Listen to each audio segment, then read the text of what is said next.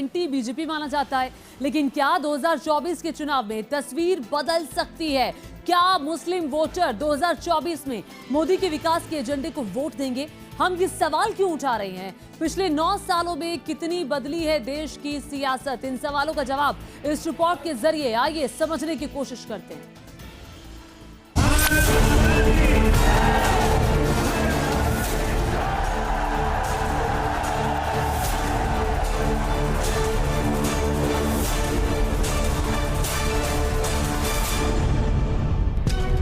सबका साथ, सबका विकास, सबको जोड़ करके चलने से कैसे परिणाम आते हैं, हमने करके दिखाया। देश देख रहा है, एक अकेला कितनों को भारी पड़ रहा है।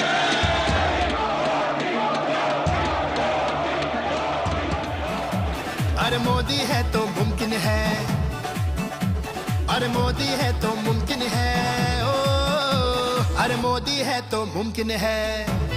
जब सबका साथ, सबका विकास की भावना से काम होता है तो सच्चे अर्थों में लोकतंत्र मजबूत होता है।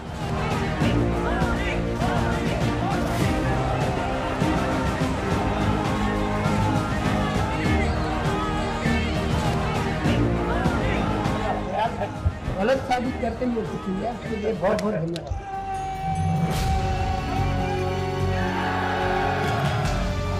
कुछ भी कर लो, आएगा तो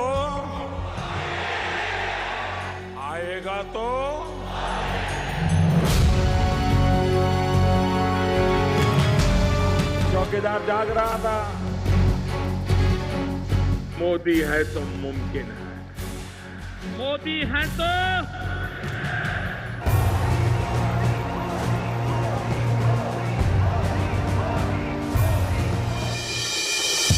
क्या तेजी से देश की सियासत बदल रही है? क्या समाज का नजरिया बदल रहा है? सेक्युलरिज्म का मतलब तुष्टीकरण नहीं होता। क्या ये बात लोगों को समझ आने लगी है? क्या बदलता समाज 2024 के लिए अहम संदेश दे रहा है? 2024 का बड़ा पैगाम, मोदी के मुरीद मुसलमान। भाई मोदी साहेब,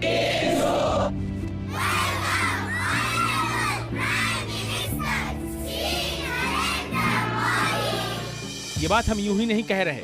पिछले कुछ दिनों में कुछ ऐसी घटनाएं हुई हैं जो पुराने मिथकों को तोड़ रही हैं। जो टोपी तिलक की सियासत करते हैं उन लोगों को करारा जवाब मिल रहा है।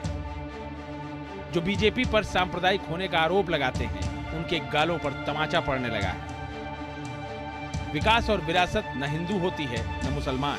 ये बात अब धीरे धीरे लोगों को समझ आने लगी है। राष्ट्रपति भवन में शाह राशिद अहमद कादरी का ये सम्मान उसी सियासत का प्रतीक है जिसे नरेंद्र मोदी हर मंच से दोहराते हैं। जब सबका साथ, सबका विकास की भावना से काम होता है तो सच्चे अर्थों में लोकतंत्र मजबूत होता है। तब वंचितों, शोषितों, पीड़ितों को वरीयता मिलती है। जो दिखता है वो नहीं होता, जो नहीं दिखता वही होता है। सियासी परसेप्शन या नजरिया और हकीकत में यही अंतर है। पद्मश्री से सम्मानित शाह राशिद अहमद कादरी इसी नजरिया और हकीकत के अंतर को बयां कर रहे हैं। पीएम मोदी के सामने राशिद अहमद कादरी के मन की बात बहुत अहम है। कांग्रेस पीरियड में 5 साल तक अपने खिलाफ नहीं हुआ। उसके बाद वो खामोश बैठ गया कि बीजेपी गवर्नमेंट है, ये हमको नहीं देती। मगर आप मेरा ख्याल गलत साबित करके मेरे को चुनिया, उसके लिए बहुत बहुत धन्यवाद। कादरी उस समुदाय से आते हैं जिनके सामने मोदी और बीजेपी की छवि को विलेन के तौर पर पेश किया जाता है। लेकिन कादरी के दिल से निकली बात उस बदलाव की ओर इशारा कर रही है जिसे हम 2024 में देख सकते हैं। क्या मोदी को लेकर मुसलमानों का मन बदल चुका है? क्या मोदी के मुरीद हो रहे हैं मुसलमान? सबको एक निगाह देखते हैं, बिल्कुल सही काम करते हैं। जितने भी वादे किए हैं वो लगभग सब पूरे ही किए हैं। बहुत दिनों के बाद ऐसा प्रधानमंत्री मिला है देश को कि ये जात पात की राजनीति नहीं करती हैं। कुछ भेदभाव नहीं करते हैं। जब जो मिल रहा है सबको, सब पूरे पब्लिक को सबको मिल रहा है। इस बार हज में भी हम लोगों को बहुत काफ़ी सहूलियत दी जा रही है। बिना भेदभाव के विकास हो रहा है, इसकी हकीकत जमीन पर दिख रही है। इसी बात का जिक्र ये लोग कर रहे हैं। उस्ताद योजना, नया सवेरा योजना, नई मंजिल योजना, नई रोशनी योजना, ये वो कार्यक्रम हैं जो बीजेपी के शासनकाल में खासकर अल्पसंख्यकों के लिए शुरू किए गए हैं। विकास राष्ट्र के लिए होता है, इसे किसी खास सामाजिक खाके में बंद करके नहीं रखा जा सकता। गरीबों और पिछड़े तबकों के लिए जो योजनाएं शुरू की गई हैं, उसका लाभ मुस्लिम तबकों को भी मिला है। मुफ्त राशन, शौचालय, मुफ्त LPG सिलेंडर, ये वो योजनाएं हैं जिनसे देश की तस्वीर और तकदीर बदली। इसका लाभ मुस्लिमों के पसमानदा समाज यानी गरीब तबकों को भी मिला है। मोदी सरकार को अपने काम पर भरोसा है, इसी काम को लेकर वो मुस्लिम समाज के बीच जा रहे हैं। मुसलमानों तक पहुंचने के लिए बीजेपी की तरफ से सूफी संवाद महाअभियान की शुरुआत हो चुकी है। देश में मुस्लिम प्रभाव वाली करीब 92 सीटें हैं। यूपी में 23 सीटों पर मुस्लिम वोटरों का ज्यादा असर है। बंगाल में 28 सीटों पर मुस्लिम वोटर निर्णायक है। बीजेपी को अब तक चुनाव में मुसलमानों का करीब 8% वोट मिलता रहा है। लेकिन क्या 8% का आंकड़ा बदलने वाला है? 2014 के बाद क्या 2024 में हिंदुस्तान सियासी चमत्कार की दहलीज पर है? अभी कुछ भी पुख्ता कहना मुश्किल है, लेकिन इसके संकेतों को दरकिनार नहीं किया जा सकता।